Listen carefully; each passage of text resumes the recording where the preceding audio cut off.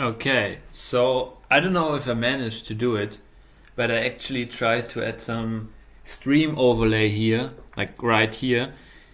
And yeah, I finally did it. I was always too lazy to do it, but this should maximize my advertisement success rate. Well, let's get started with advertisement.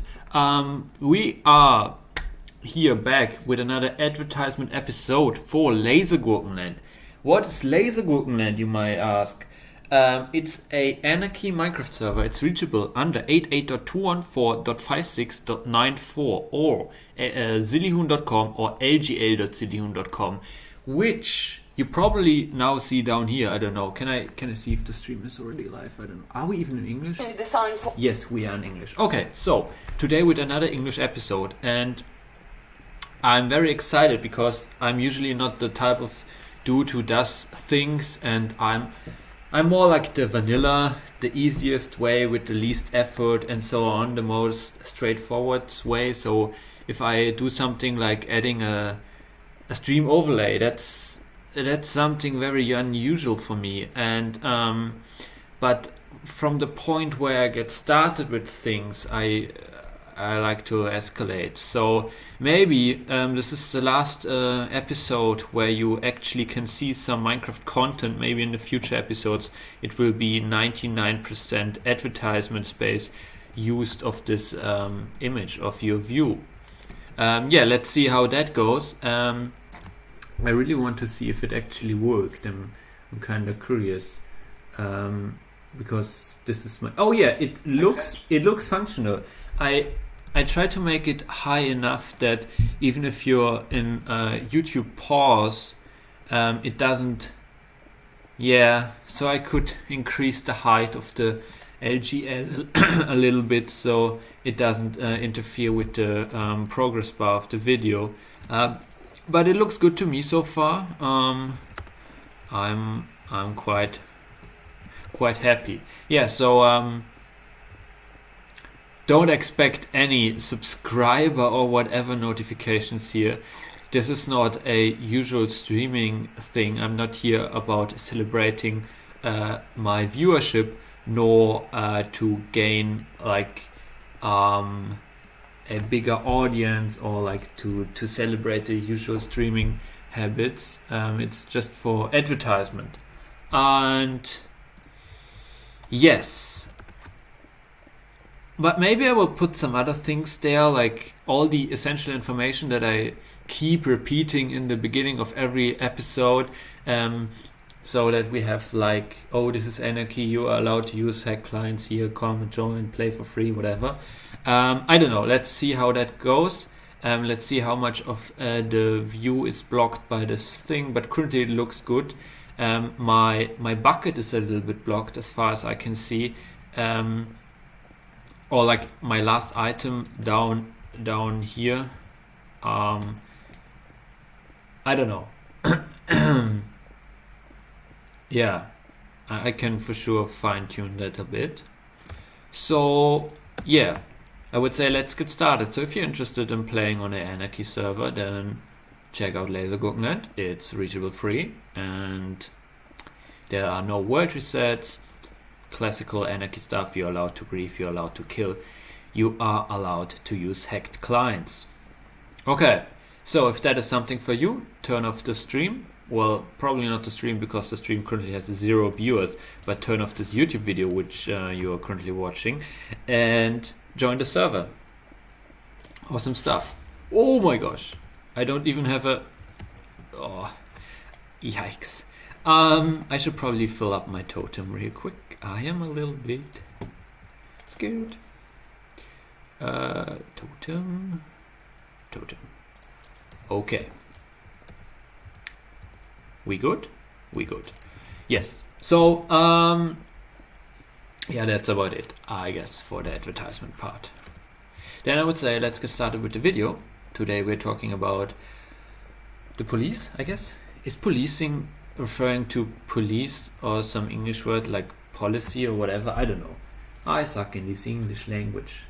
So we're watching a talk from the mediaccc.de channel. It's from 2017, so it's some old shit, and it only has 900 views. This is like one of those videos that actually nobody saw except me, the binge watcher of the mediaccc channel, who watches all the videos. And yeah, I don't know. What an achievement. Whatever. So, if you're interested in the talk that I'm watching in the background, then check out the original. Link, as always, is in the description. And even if you decide to watch it here, I recommend, or I hope you click the link in the description nevertheless, just for the sake of a click, because it only has 900 views. Not that my 2 viewers who are watching this video will change something, but it's like, you know, it's not about the impact, it's about the, how do you say, the, what's the word for it? I don't even know the English word, the German word for it. Like, it's the intention.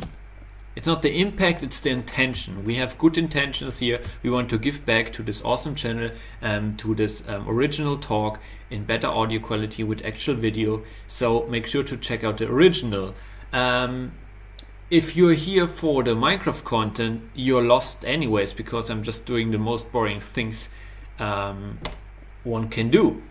So yeah, just turn off the video and check out either the Minecraft server or the talk that I'm watching in the background, or in the best case, do both things at the same time and watch a talk while playing video games. That's crazy. People actually do that. I don't know.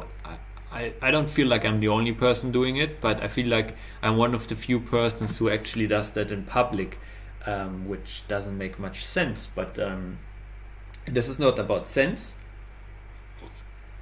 This is about advertisement. Okay, so I hope I sold to you lgl.zillion.com, and I just realized that I don't have to intensively repeat the domain anymore, because you're displayed it 24/7 now. Like, all the time you have to stare at this IP address or like the domain, and it screams at you and says, oh, enter me in your client and come and join and play. Come to me. Okay, yeah, well, I guess I don't have to convince people who are actively watching this, because nobody's actively watching this, but whatever. Come and join, come and play. I already paid multiple years in advance, so the server won't go anywhere, even if I lose my house and my interest in the server, right? It's independent from me, it's independent from donations. It is going to survive. So if that is something for you, no world resets, no players, no rules, no administrations, yeah, then come and join. No plugins and no queue. Oh man, so there's nothing on the server. Isn't that great? It's the void, the emptiness of happiness, whatever I am talking right now. Okay, so I should probably stop talking right now. As you might have noticed, it's just getting trashy. Yeah, so let's go get started. The video title is 34C3 Policing the Age in the Age of Data Exploitation. Yeah, let's go get started. Link, as always, in the description. Same as the domain for the server is also in the description. Isn't that awesome? And this intro is so loud! Today, two people from Privacy International. One is Eva Blum-Dumonté. She's a research officer working on data exploitation, especially in the global south. And Millie Wood, who's a lawyer and was fighting against spy agencies, and before that she fought 7 years against police cases. And they're going to be talking about policing in the age of data exploitation. Give them a warm welcome. Yeah, that was not really planned, but let's do that. I think it makes sense if we want to start a lower one. I've been at Privacy International for 2 years working as a lawyer. Before that, mountains. I spent 7 years bringing cases against the police. And what increasingly concerns me, based on these experiences, is a lack of understanding of what tactics are being used by the police today and what legal basis they are doing this on. The lack of transparency undermines the ability of activists, lawyers and technologists to challenge the police tactics. And whilst I'm sure a lot of you have a broad awareness of the technology that the police can use, I don't think this is enough. And we need to know what specific police forces are using against individuals. The reason why is that when you're arrested, you need to know what disclosure to ask for in order to prove your innocence. Your lawyers need to know what expert evidence to ask for in order to defend their client. And increasingly, as there are invisible ways, or seemingly visible, for the police to monitor a scale, we need to know that there are effective legal safeguards. Now, those who are affected are not just the guilty or those who understand technology. They include pensioners, such as John Catt, a 90-year-old man who's a peace protester, and he's a law-abiding citizen, no criminal record, and yet he is on the UK Domestic Extremism Database. And listed here are some of the entries. He took his sketch pad and made drawings. He's clean-shaven, and he was holding a board with orange people on it. So this is the kind of people that they are surveilling. John's case exposes unlawful actions by the police, but these actions date back to 2005 to 2009. As far as I'm aware, there are no cases challenging modern police tactics, and Privacy International in the UK, and with our partners throughout the world, are increasingly concerned at the pace this is developing, unobstructed, because people don't know what's going on. And so we've started in the UK to try and uncover some of the police tactics using freedom of information requests. These laws should be available throughout Europe, and we want to make similar requests in other countries, hopefully with some of you. So now I'm going to hand over to my colleague Eva, who will talk a bit about Privacy International, some of the tactics we know the police are using, and then we'll speak about some of the things that we found out through our initial research. Hey.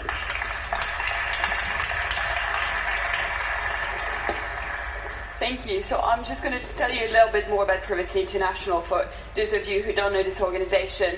We are based in London, and we fight against surveillance and defend the right to privacy across the world. Basically, essentially what we're doing is that we do litigation, we conduct research, and we carry out advocacy, including at the United Nations. We develop policies on issues that are defining modern rights. Now, our work ranges from litigations against intelligence services to a wide range of reports on issues such as connected cars, smart cities, and fintech. We've recently published an investigation on the role of companies like Cambridge Analytica and Harris Media and their role in the latest Kenyan elections. With our network of partner organizations across the world, we advocate for stronger privacy protection in the law and technology and stronger safeguards against surveillance. Now we talk about data exploitation, and this is actually the title of the talk. So what do we mean by that?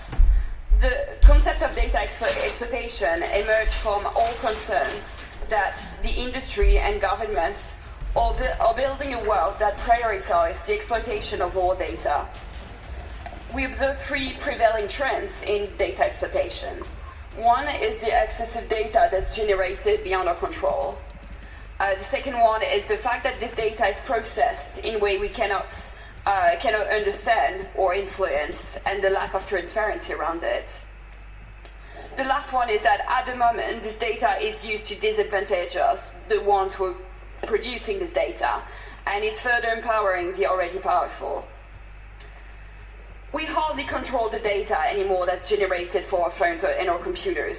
But now in the world we live in, data just don't come just from our phones or our computers. It comes from the cars we're driving, it comes from our payment systems, from the cities we live in. This is all generating data. And this data is used by other entities to make assumptions about us and take decisions that eventually influence our lives. Are we entitled to a loan? Do we qualify for affordable insurance? Should we be sent to jail or set free? Who should be arrested? This is at the core of the world that we're building around data exploitation. The question of power imbalance between those who have the data and who get to make decisions based on this data, and those who are producing the data and losing control over it. Now, what does policing have to do with data? What does data exploitation have to do with policing? The police has always been actually using data in the past. To give you one example, in 1980, a transit police officer named Jack Maple developed a project called Chart of the Future. This is how he described it. I call them the Chart of the Future. On 55 feet of wall space, I mapped every train station in New York City and every train. Then I used crayons to mark every violent crime, robbery, and grand larceny that occurred. I mapped the solved versus the unsolved. Now, the system was used by the transit police, and it was credited with reducing felonies by 27% and robberies by a third between 1990 and 1992. So this generated a lot of interest in this project, and former New York Mayor Rudolph Giuliani asked the New York Police Department to essentially take up Chart of the Future and develop their own project. It became ComStat. ComStat was again essentially about mapping crime to try and make assumption about where crime was happening. So this kind of shows this narrative, the building of this narrative around this idea that the more data you have, the more data you generate, the better you'll be at reducing crime. Now, it becomes interesting in the world we live in that we describe, where we are constantly generating data, often without the consent or even the knowledge of those who are producing this data. So there are new questions to be asked. What data is the police entitled to access? What can they do with it? Are we all becoming suspect by default? One of the key elements of the intersection between data exploitation and policing is the question of smart cities. It's worth bearing in mind that data-driven policing is often referred to as smart policing. So obviously the word smart has been used generally in a generic manner by various industries to kind of describe this trend of using mass data collection in order to provide new services. But there is actually a real engineering connection between smart cities and data-driven policing. The first reason for that is that actually one of the main reasons for cities to invest in smart city infrastructure is actually the question of security. This is something we've explored in our latest report on smart cities, and this is emerging also from the work we're doing with other organizations, including Coding Rights in Brazil and DRF in Pakistan. So actually Brazil is an interesting example because before the mega events they started organizing, like the Football World Cup and the Olympics, they invested massively in smart city infrastructure, including projects with IBM. And precisely the purpose of what they were trying to achieve with their smart city infrastructure was making the city safer, so it was extremely strongly connected with the police. So this is a picture, for example, of the control room that was built to control CCTV cameras and to create graphs in order to showcase where crime was happening, and also where the likeliness of natural disasters in some areas. In Pakistan, there's a whole new program on investment of smart cities, which is actually referred to as the Safe City Project. Now, companies understand that very well, and this is actually an image from an IBM presentation describing their vision of smart cities. And as you see, like policing is very much integrated into their vision, their heavily centralized vision of what smart cities are. So that's no wonder that companies that offer smart city infrastructure are actually now also offering a platform for policing. So those companies include IBM, as I mentioned, but also Oracle and Microsoft. We see in many countries, including the UK, where we based, some pressure on budget and budget reduction for the police. And so there is a very strong appeal with this narrative that you can purchase platform, you can gather more data that will help you do policing in less time and do it more efficiently. But little thought is given to the impact on society or right to privacy and what happens if someone unexpected takes the reins of power. Now, we're going to briefly explain what data-driven policing looks like, and eventually Millie will look at our findings. So the first thing I wanted to discuss is actually predictive policing, because that's often something we think of and talk about when we think about data-driven policing. I mentioned CompStat before, and essentially predictive policing works on a similar premise. The idea is that if you map where crime happens, you can eventually guess where the next crime will happen. So the key player in predictive policing is this company called Predpol. I think they describe pretty much what they do. They use artificial intelligence to help you prevent crime by predicting when and where crime will most likely occur. Now, Predpol and other companies using something called a hoax process that's used normally for the prediction of earthquake tremors. So what hoax originally did is that he was analyzing how after an earthquake you have aftershakes, and usually the aftershakes tend to happen where the original earthquake happened, and in a short period of time after that. So the hoax process basically is described as when a certain event happens, other events of the same kind will happen shortly after in the same location.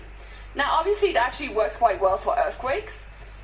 Whether it works for crime is a lot more questionable, but that's actually the premise on which companies that are offering predictive policing services are relying. So basically, applied to predictive policing, the mantra is monitoring data on places where crime is happening. You can identify geographic hotspots where crime will most likely happen again. Now, other companies than Predpol are joining in, and they are adding more data than just simply location of past crimes. So this data has included open source intelligence, and we'll talk a little bit more about this later on, weather reports, census data, the location of key landmarks like bars, churches, schools, data of sporting events, and moon phases. I'm not quite sure what they're doing with moon phases, but somehow that's something they're using. When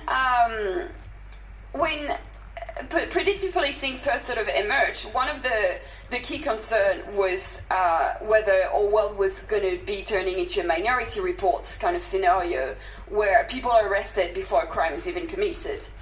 And companies like Predpol were quick to reassure people and say that they're not concerned about who will commit crime, but where crime's happening. Now, that's not actually true, because in fact, at the moment we see several programs emerging, especially in the US, where police departments are concerned not so much with where crime's happening, but who's committing it. So I'm going to talk about two examples of this. One is the Kansas City No Violence Alliance, which is a program led by the local police to identify who will become the next criminal, basically.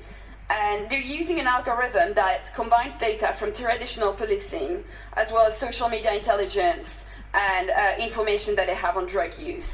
Based on this, they create graphics that are generated using predictive policing to show how certain people are connected to already convicted criminals and gang members. once they've identified those people, they request meeting with them, whether they've committed crimes or not in the past. And would they have a discussion about their connection to those convicted criminal and gang members. And what they tell them is that they'll warn that if a crime might happen within their network of people, every person connected to this network will be arrested, whether or not they were actually involved in the crime being committed. Now, there are actually dozens of police departments that are using similar programs. The Chicago Police Department has an index of the 400 people most likely to be involved in violent crimes. That sounds like a BuzzFeed article, but actually there is a reality which is extremely concerning, because those people who are in this list are, for the most part, not actual criminals. They are purely seen to be connected to people who've committed crime. So if your next door neighbor is a criminal, then you may well find your name on that list. Now, predictive policing is deceptive and problematic for several reasons. First of all, there is the question of the presumption of innocence. In a world where even before you commit a crime, you can find your name on that list or be called by the police, you know, what happens to this very basis of democracy, which is the presumption of innocence. But also, there's the other question of, like, can we really use earthquake, the math that was originally designed for earthquake, and apply it to human beings? Because human beings don't work like earthquake. They have their own set of biases, and the biases starts with how we collect the data. For example, if the police is more likely to police areas where there is minorities, people of color, then obviously the data they will have will be disproportionately higher on persons of color. Likewise, if they're unlikely to investigate white-collar crime, they will be unlikely to have data that are reflecting a reality where crime also happens in wealthier areas. So basically, we are inputting biased data sets that obviously will lead to biased results. And what these biased results mean is that it will continue the already existing trend of over-policing communities of color and low-income communities. I'll leave it to Millie for the next part.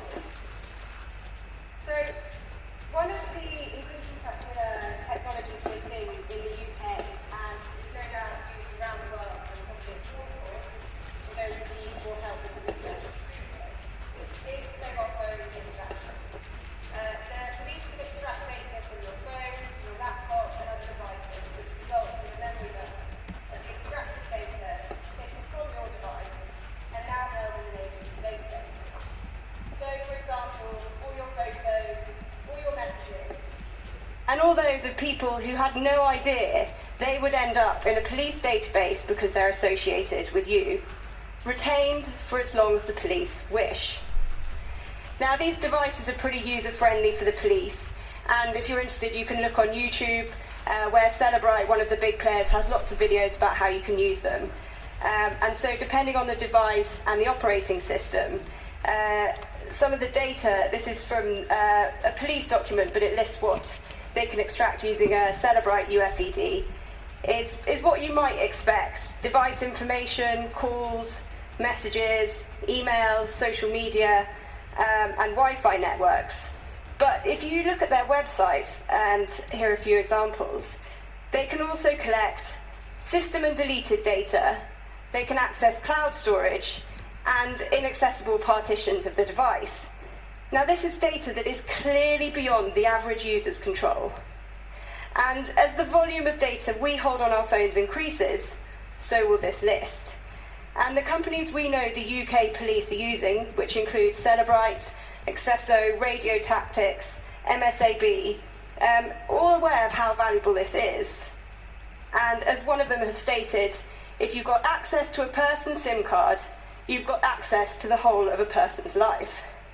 They also go on to note the sheer amount of data stored on mobile phones is significantly greater today than ever before. There are also no temporal limits to the extraction of data. this is from another police document we obtained, and it shows that if you choose to extract a certain data type, you will obtain all data of a particular type, not just the data relevant to an investigation. So all that data on a police database indefinitely. And even if you were asked whether you were happy for your data to be extracted during an investigation, I think it's highly unlikely you would realise the volume that the police were going to take. Other targets for the police that we know about are infotainment systems in cars, smart TVs and connected devices in the home. This is an extract from a Tech UK report where Mark Stokes, head of digital forensics at the Met Police, which is the police in London, stated in January that the crime scene of tomorrow will be the Internet of Things, and detectives of the future will carry a digital forensics toolkit that will help them analyse microchips and download data at the scene, rather than removing devices for testing. Now, I can imagine that the evidence storage room is going to get a bit full if they start dragging in connected fridges, hair dryers, hairbrushes, your Google Home, Amazon Echo, and whatever else you have. However, their plans to walk into your home and download everything make no mention of needing a specific warrant. And so the only limitations at the moment are the protections that may exist on the devices. The law does not protect us, and this needs to change. So I'm going to be talking a little bit about open source intelligence and in particular social media intelligence. Because when I talked about predictive policing, I identified those two sources as some of the data that's being used for predictive policing. Now, open source intelligence is often thought of as, or often assumed to be innocuous. And there is the understanding that if information is publicly available, then it should be fair for the police to use. Now, the problem is that among open source intelligence, there's often social media intelligence that we refer to as SOCMINT. Now, there are many ways to conduct SOCMINT, and it can range from like the single police officer who is just using Facebook or Twitter to look up the accounts of victims or suspected criminals. But there's also companies that are scrapping the likes of Facebook and Twitter to allow the police to monitor social media. Now, social medias have blurred the lines between public and private because obviously we are broadcasting our views and on those platforms. And at the moment, the police have been exploiting this kind of unique space, this blurred line. They are accessing this content in a completely unregulated manner. As long as the content is publicly available, like for example, you don't need to be friend or to have any already established connection with the suspected criminal or the police or the victim. Anything that's available to you is completely unregulated. There are no rules. And I mentioned earlier the question of budget restriction, and so the police is benefiting hugely from this because it doesn't really cost anything to use social media. So at the moment, SOCMINT is kind of like the first and easy step in a police investigation because there is no cost and because there is no oversight. Now, SOCMINT actually isn't so innocent in the sense that it allows the police to identify the locations of people based on their posts. It allows them to establish people's connection, their relationships, their association. It allows the monitoring of protests and also to identify the leaders of various movements and to measure the person's influence.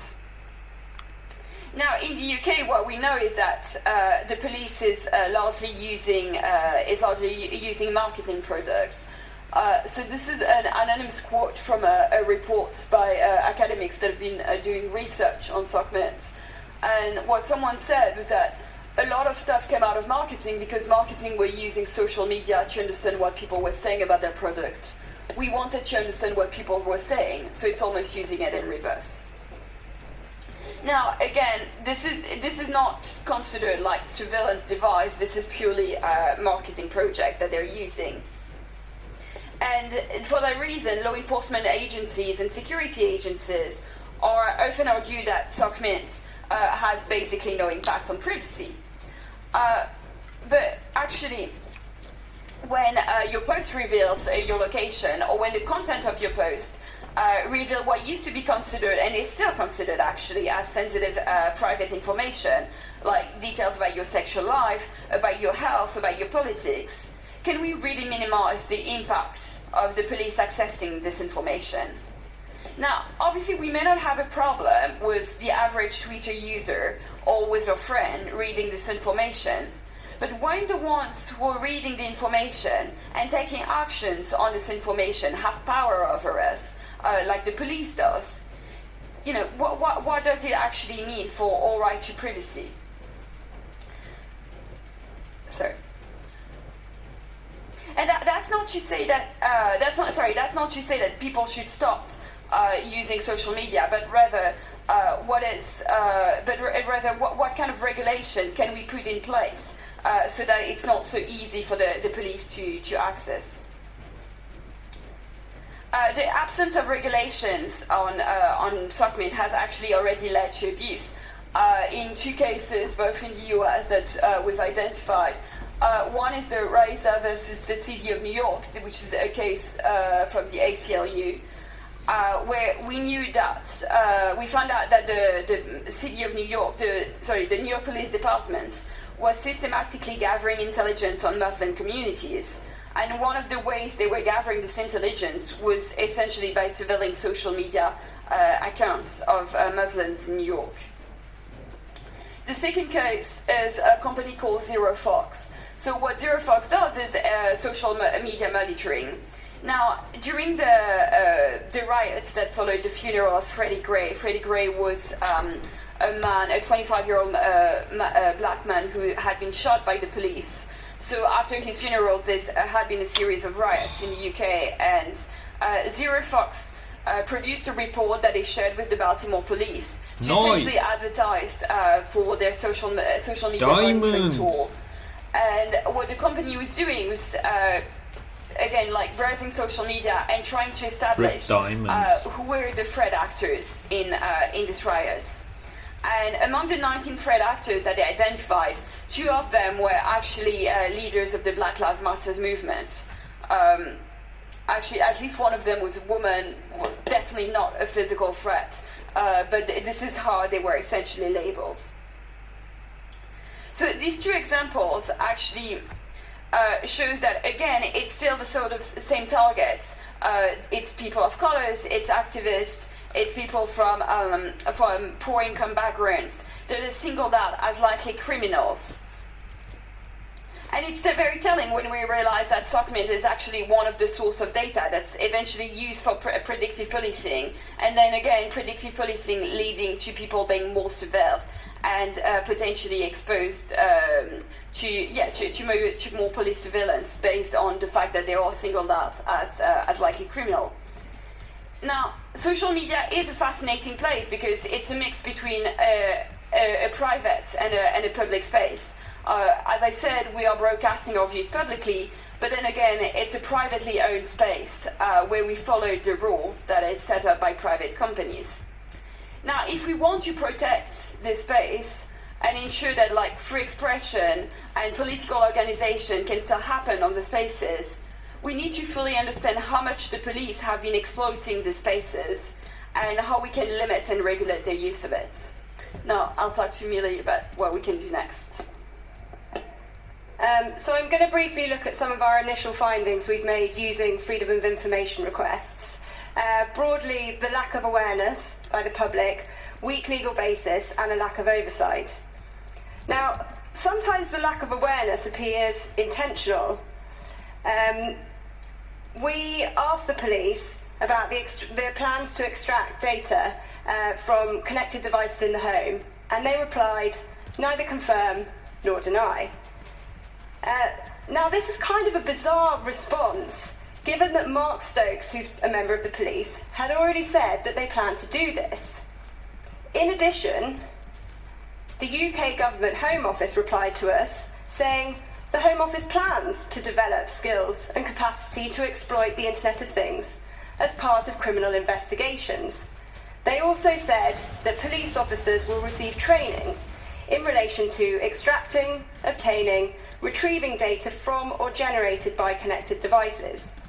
So we wrote back to every police force in the UK who had refused to reply to us and presented the evidence, but they maintained their stance.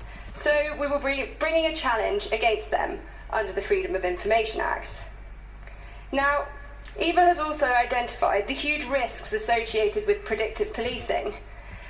Yet in the UK, we have found out this is set to increase, with forces either using commercial tools or in-house ones they've developed, or planning trials for 2018. There has been no public consultation, there are no safeguards, and there is no oversight.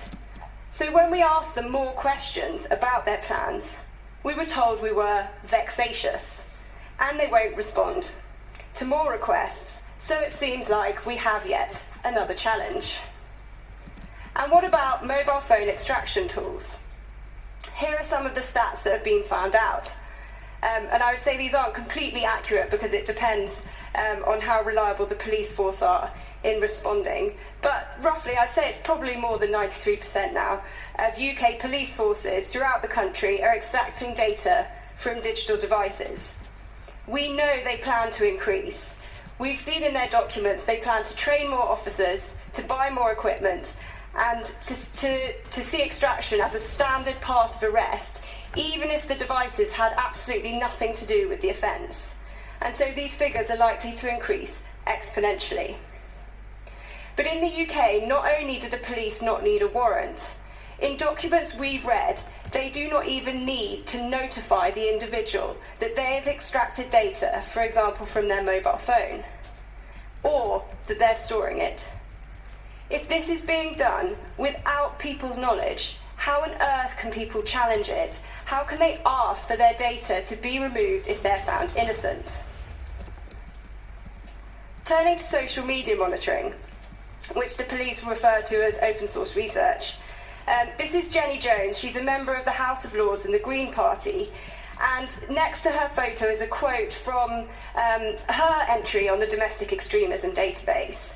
And so, if a member of the House of Lords is being subject to social media monitoring for attending a bike ride, then I think it's highly likely that a large number of people who legitimately exercise their right to protest are being subject to social media monitoring. Now, this hasn't gone unnoticed completely, although they're slightly old. These are quotes from two officials.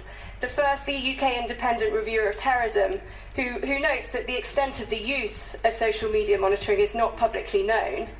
And the second is the Chief Surveillance Commissioner, who is, and this is a very strong statement for a commissioner, is saying that basically social media should not be treated as fair game by the police.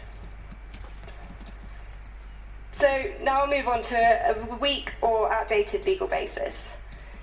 For most of the technologies we've looked at, it's very unclear what legal basis the police are using, even when we've asked them.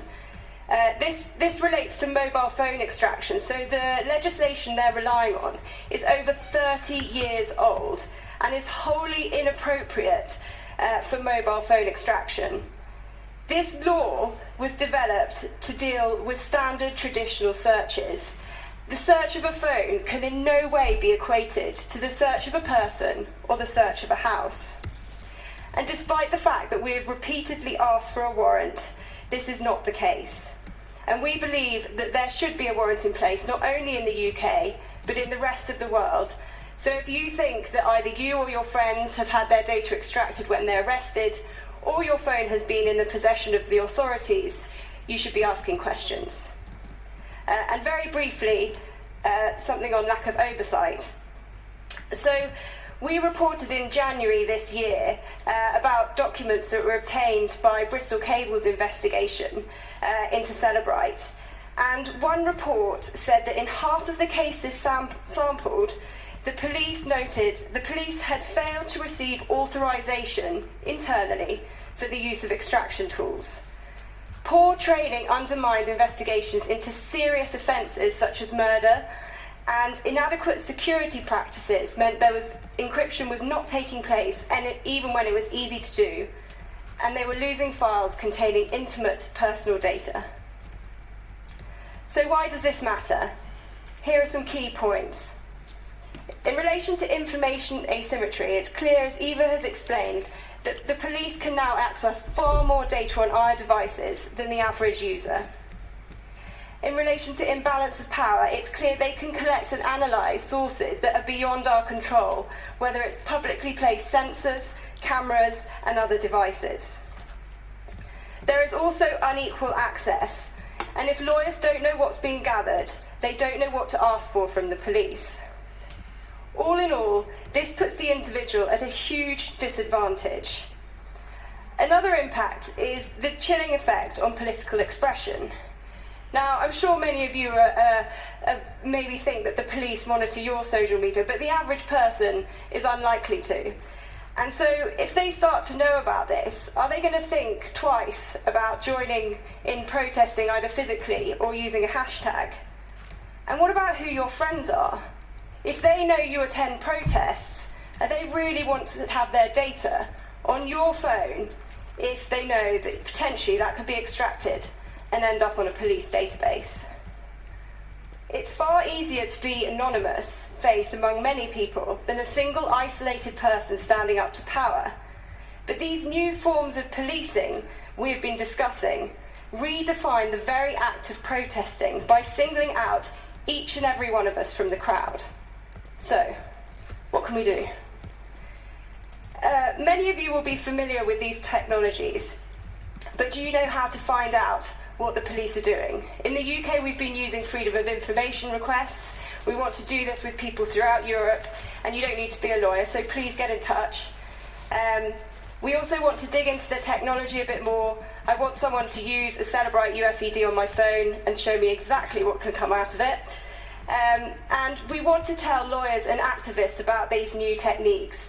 Many lawyers I speak to who are experts in actions against the police do not know the police are using these tools. This means they don't know the right questions to ask.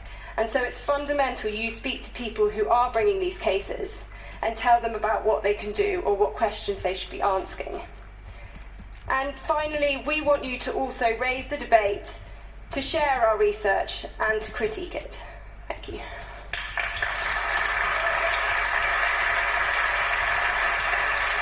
It's my time.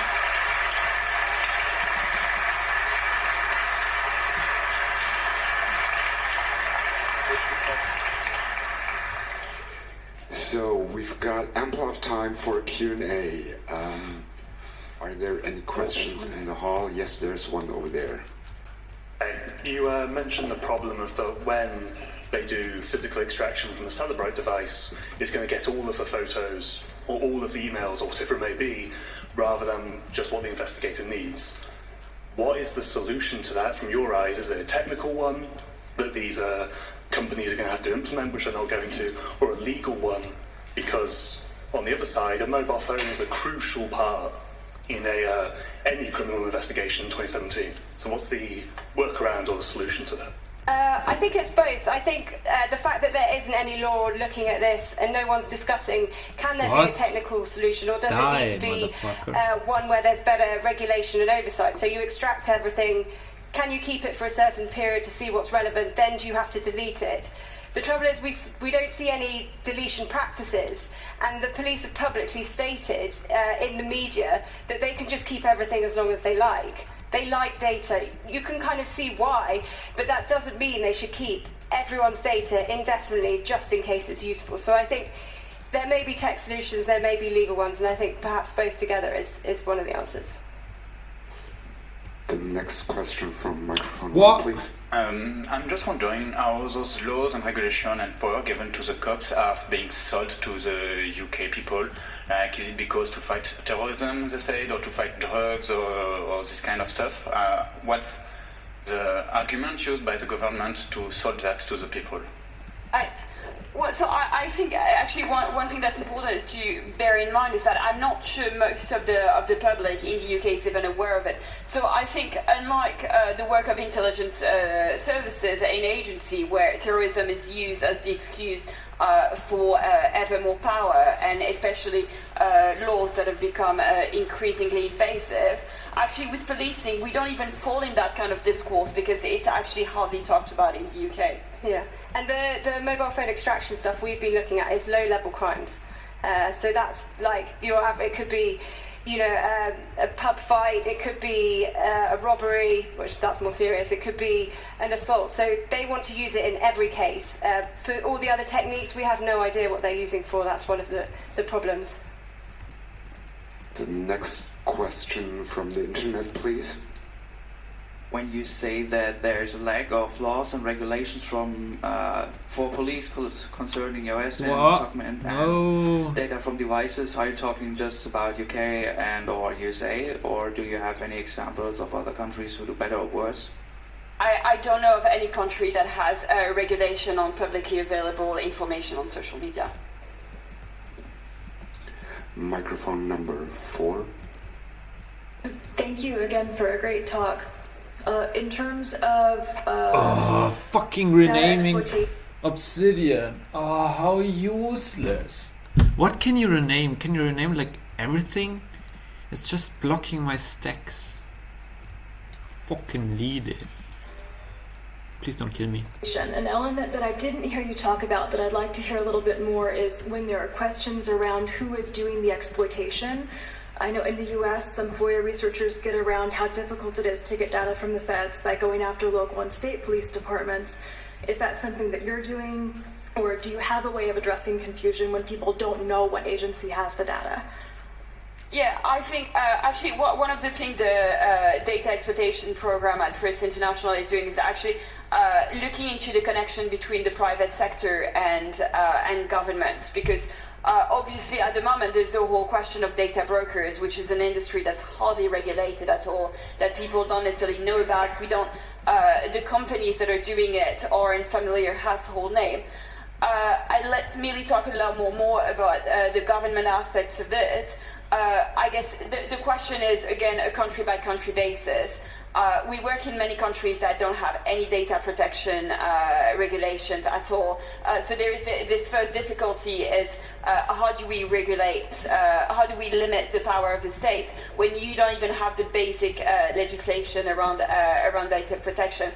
One thing to bear in mind is like the problem with companies is like how do you also hold companies accountable? Whereas with the states there is the whole challenge of finding the right legal framework to limit their power. But maybe I'll let Amelia talk a little bit more about this. Yeah, with our FOIA requests, we tend to go after everyone. So with the example of the Home Office saying something that the other police didn't, that was because we went to all the different state bodies.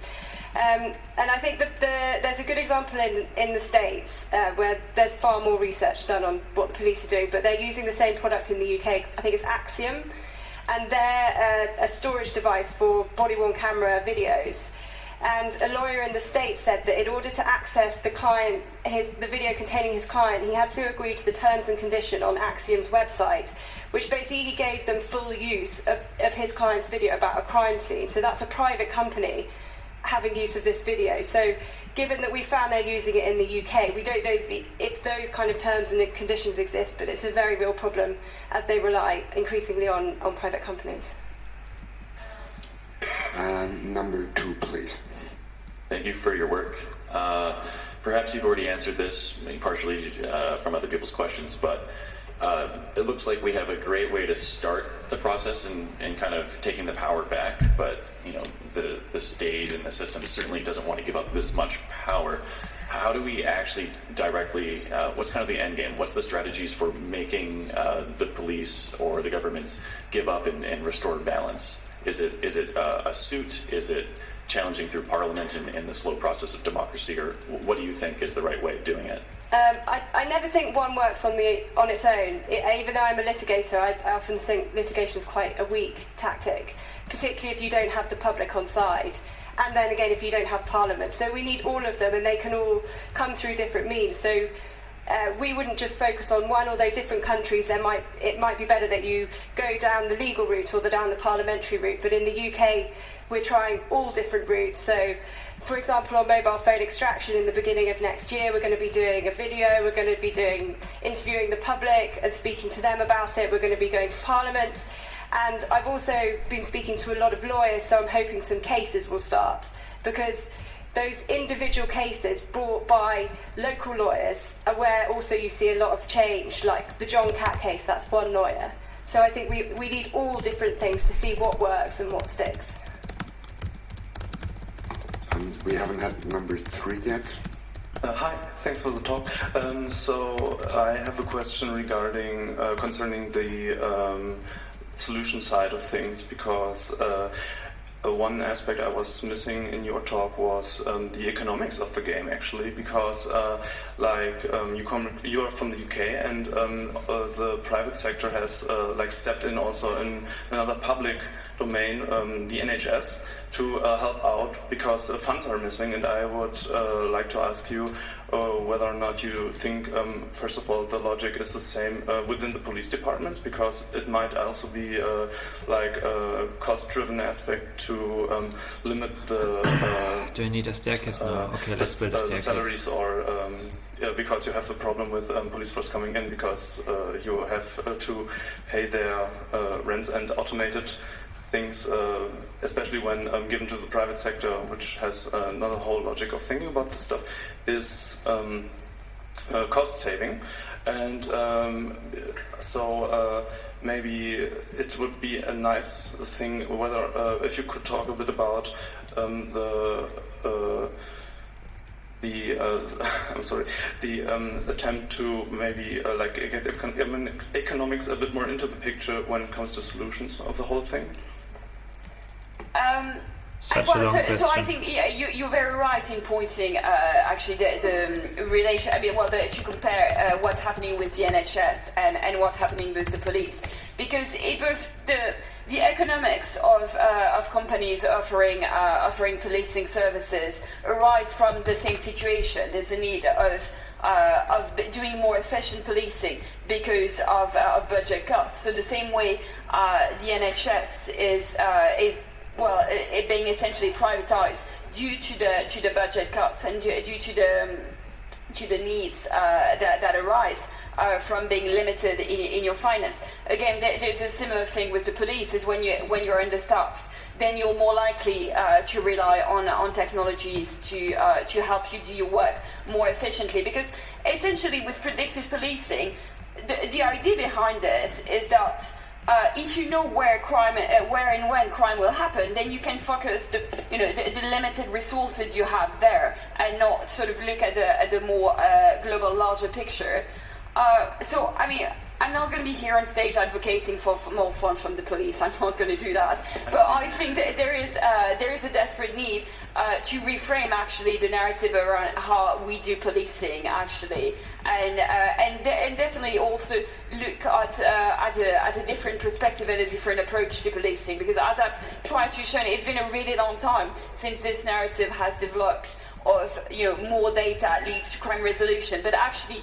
What I didn't have the time to get into in this talk is actually all the research that are showing that those products actually don't work. Like PredPol is actually basically gaslighting a lot of police officers with their figures. The kind of figures that they're pushing and suggesting are just like plain inaccurate. It's not accurate to compare a city on 1 year to what a city is becoming in another year. So it's not even clear that a lot of those projects are even like properly functioning. Okay, can we still start? Yeah, we can. In a sense, I don't want them to function. I'm not going to say, oh, if you had better predictive policing, then the problem will be solved. No, that's not the question. The question is, how do we have regulation that forces the police to look differently into the way they're conducting policing? What? What was that? Please. So thank you for your presentation. I have a question about SOCMINT. In my opinion, do you want to be up there might or violate down? the terms of services of, for I guess example, I have to be up. Twitter and Facebook. Have you tried to cooperate with these companies to make them actually enforce their TOS? Wonderful, now it's getting night and I will get fucked by phantoms. Oh, sweet! So actually, so there's two things. As I said, like there are companies that are doing scraping of data, and you're right. In this case, they violate the terms of services of Facebook and Twitter.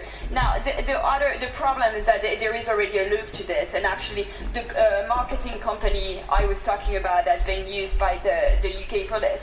What they essentially do is that they purchase the data from Facebook and Twitter. So this is why it's interesting, because when Facebook say, "Oh, we don't sell your data," well, essentially, actually, with marketing tools that are there to monitor what people say about products, essentially what they're doing is selling your data. They're not selling necessarily like your name or your location or things like that.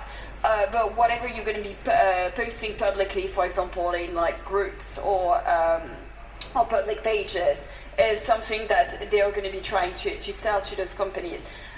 So I think you're right, and maybe. Is the spider moving slower than usual?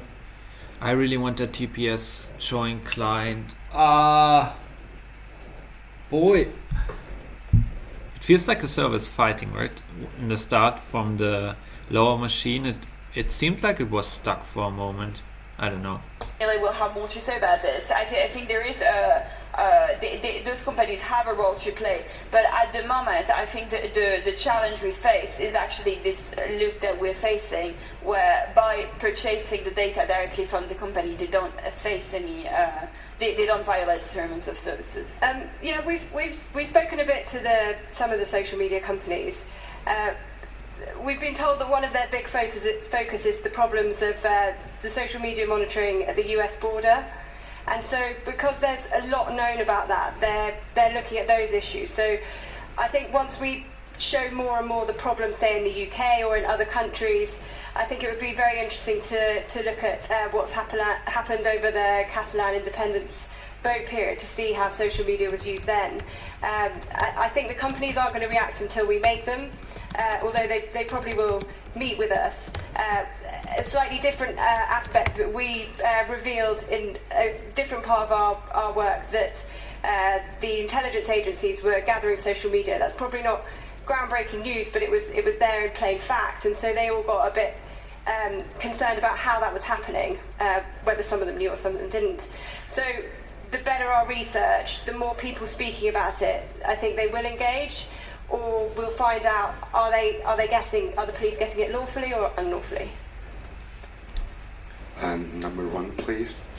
Thanks for your talk. I have a question on predictive policing, because German authorities in the last 2 years piloted kind of pre-cops, PredPol projects in 3 states, I think, and they claimed that they would never use these techniques with data on individuals, but only kind of aggregate data, like the near repeat stuff you presented. And they presented it as just an additional tool in their toolbox, and that if used responsibly can lead to more cost-effective policing. Do you buy this argument, or would you say that there's inevitably a slippery slope or kind of like a path dependency to more granular data assessment or evaluation that would inevitably infringe on privacy rights? I think, and this goes back to the question of like, are we using policing to identify where crime is happening or who's committing crime? But actually, I think even if we stick to this, even if we stick to identifying where crime is happening, we still run into problems. We still run into the fundamental problem of predictive policing, which is we only have data on crime that have already been reported, have already been addressed by the police. And that's by essence already biased data. If we over-policed in some areas, then we're more likely to further police, because the solution of those companies of those algorithms will be leading to the suggestions that crime is happening more predominantly in those areas. So as we've seen so far, is that we fall into this fundamental problems of over-policing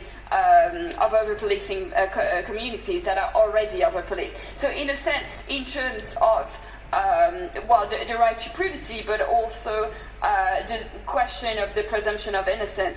I think purely just trying to cultivate data on where crime is happening, it's not efficient policing, first of all, but it's also causing challenges for fundamental rights as well. Yeah, I guess it's not a great comparison, but a lot of what they're bringing in now is a program to assist you with a charging decision. So you've got someone you've arrested, do you charge them or not? The police say, oh, of course it's only advisory. You only have to look at how busy a police station is to know how advisory is that going to be and how much is it going to sway your opinion. So the more you use these tools, the more it makes your job easier, because rather than thinking, where are we going to go, what areas things are going to happen, who are we going to arrest? Well, the computer told us to do this, so let's just do that. Thank you. And microphone number 3, please. Thank you. Do you think that there are any credible arguments to be made for limiting the police's abilities under acts in the UK that incorporate EU-level restrictions on privacy, data protection, human rights or fundamental rights? And if so, do you anticipate that those arguments might change after Brexit? Well, they're bringing in GDPR and the Law Enforcement Directive now, and they're not going to scrap those once Brexit comes in. We'll still be part, hopefully, of the European Court of Human Rights, but not the European Court of Justice. I think there are going to be implications. It's going to be very interesting how they play it out. They're still going to want the data from Europol. They want to be part of Interpol. Policing operates at a different level, and I think if they have to comply with certain laws so that they can play with the big boys, then they probably will. But they may do things behind the scenes, so it depends where it works for them. But certainly the politicians and definitely the police want to be part of those groups. So we'll have to see, but we will still use them and we'll still rely on European judgments. The force they have in a court of law may be more difficult. Does the internet have any questions? Nope. Wow. Then number 2, please. So you've mentioned that they don't have really good operational security and sometimes some stuff that should not leaked. Now, within the last year, we had major data leaks all across the world, like Philippines, South Africa, just to mention a few. Now, if the data security obstacle is so bad in the police in Great Britain, it's not unlikely that something will happen in Europe of a similar kind. What kind of impact do you think such a huge data leak of private information which the police legally stored has? Even if it was not leaked by the police and it would be leaked by a private company that had some way access to it. I guess it depends what it is. If it's a database with serious criminals and only the bad people, then people will think, well, it's good they have that information, but they need to make it more secure.